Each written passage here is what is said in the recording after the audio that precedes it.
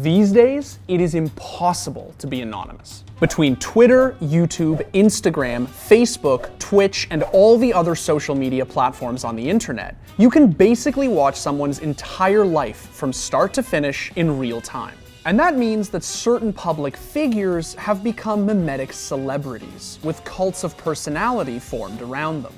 Please email me at gayben@valvesoftware.com and let me know about your rampage. I'm not wearing underwear. Okay. But one person has managed to become a celebrity without losing their anonymity. One person has spent years in the shadows, but is still revered as a god. IceFrog, Dota's lead designer, is the last anonymous person on the internet. But after this video, that won't be the case. Dimitri, you can't say his name. You can't stop me, all right? But I will save my grand reveal for the end.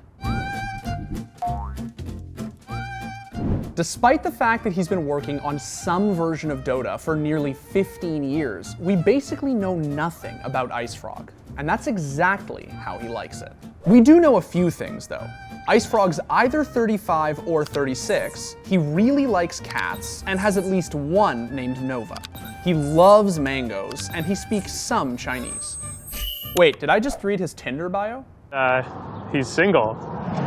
IceFrog got his start as a programmer on Dota All-Stars in 2005, before having the entire project effectively dumped in his lap by the game's lead at the time, a guy by the name of Nikes. See, back in the day, Dota didn't really have a design team, as much as it had a bunch of teenagers and college kids on forums throwing things together and calling themselves devs. Once IceFrog took over, the game became significantly more balanced for competitive play, and was rapidly appreciated for being both complex and meticulously designed. The issue is that people weren't immediately satisfied. In fact, some people were actually pissed at IceFrog's changes and thought they would spell doom for Dota. But they were just fools who couldn't understand his genius. I am a genius.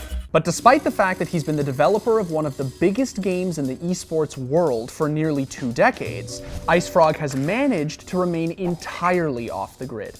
And because of his anonymity, rumors are constantly circulating about IceFrog's true identity. It makes sense. People always want to know more about the people crafting their favorite games. But with IceFrog, there was a time when figuring out his true identity reached a fever pitch. Back in 2010, a year after he was hired by Valve, someone claiming to be a Valve employee wrote an angry blog post, alleging that IceFrog was an asshole. Under the veil of anonymity, they basically doxed IceFrog, claiming to know his real name, where he lived, and perhaps most importantly, saying he was an antisocial jerk who was terrible to work with. I mean, this guy was a real jerk. At the time, people weren't sure what to believe. But as the years went on, more and more details were uncovered that made it more believable, specifically his name. And trust me, we'll get to his name.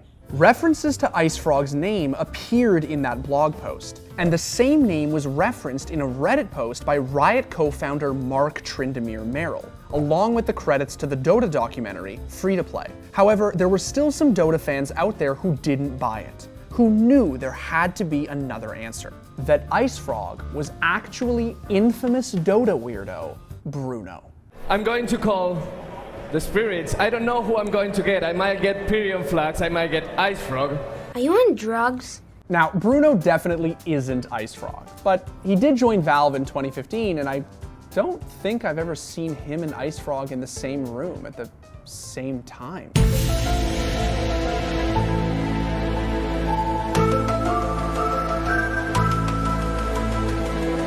There was a time when IceFrog wasn't the insular hermit he is now.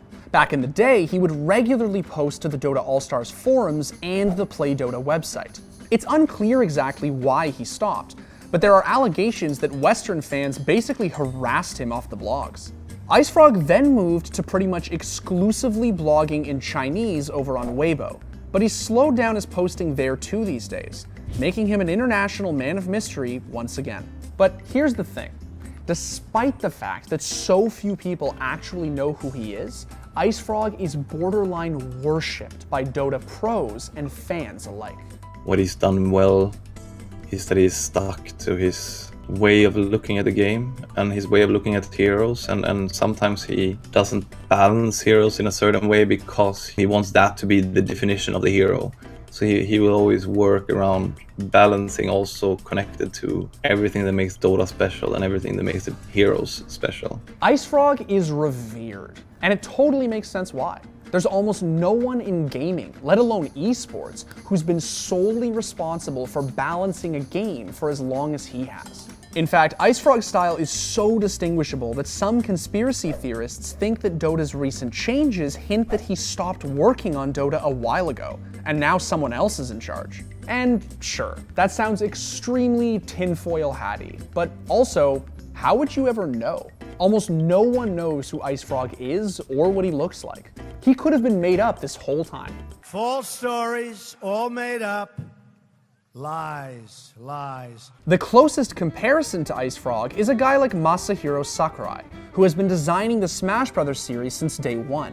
The difference is that hardcore Smash players tend to dislike Sakurai's design choices, since they tend to take the game further and further away from the competitive rule set the community has designed. Meanwhile, IceFrog's word is law. Nobody disagrees with his decisions, because they know he sees things they never will. He understands the game better than them. Dota isn't a team project. It's the fucking motorcycle in IceFrog's garage.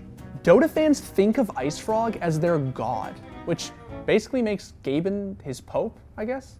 IceFrog's singular vision for Dota made it one of the most balanced competitive games ever, which has made a lot of people ask for the same kind of figure in other games. Imagine if CSGO had an IceFrog. The bomb's under the map! What the fuck? Are you serious right now? Bomb is under the map. What? In the 28th round for LAN finals, the bomb has glitched under the map. Are you shitting me? I think Counter-Strike Global Offensive needs someone like this, or it would be ideal if we could have someone like this. But IceFrog doesn't actually craft Dota all by himself. There's obviously a team working on the game, but IceFrog allegedly does all the balancing work himself, right? Well, that's not exactly true. See, IceFrog is known for asking pros what they think of his planned changes. And I think the nice thing about him was always that he made an effort to ask the people that were at the top of the game, you know, to get them involved from day one. And that's wild, that there's this secret inner circle that gets to influence the decisions of one of gaming's only auteurs, which means your best ticket into the amphibian Illuminati is to become a Dota god. I have seen the top of the mountain, and you will worship me as though I were a god. I regret nothing. Of course, that doesn't mean that the only way to meet IceFrog is to become the best Dota player in the world. All you have to do is go to TI, since there's a pretty good chance that he's there too.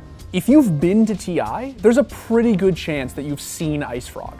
The guy's been known to show up incognito, which means he's probably sitting in the stands with everyone else. You could have even had a conversation with IceFrog and not even realized it. Yeah, I met the man. I met him. It's actually the second time I met him, but the first time I didn't realize it was him. He didn't introduce himself as the man, so that was cool. I got to meet him. I'm sure you guys know who I'm talking about, right? You might be thinking, why does he do this? Why does IceFrog go to TI and risk getting his veil of anonymity lifted just to watch a couple of games that he could see from a VIP room, or even at home on Twitch? Well, despite working on the game for longer than some of its players have been alive, IceFrog still loves Dota just as much as the fans do. That's why he's their god. That's why they have a complicated, unspoken social contract to never reveal his true identity. Because he cares about Dota just like they do, and maybe even more than any of us could understand. But I haven't signed that contract. Dota is for suckers, and I am here to reveal IceFrog's true identity. IceFrog is... Dimitri, you can't do this. It's too dangerous. Yeah, right. What's he gonna do to me? Oh god, oh god, oh god, oh god. I don't know if I'm gonna make it out of here alive. With the information, it needs to get out there. IceFrog's real name is... I mean, as someone who's been playing CSGO hardcore for the last month, I have often wondered this question. Wait, you've been playing CSGO? A lot of CSGO. How dare you? I am so disappointed in you. I'm gonna call Ubisoft, get them to ban your account. That's what my girlfriend said. My girlfriend hates Counter-Strike and she likes to play Siege.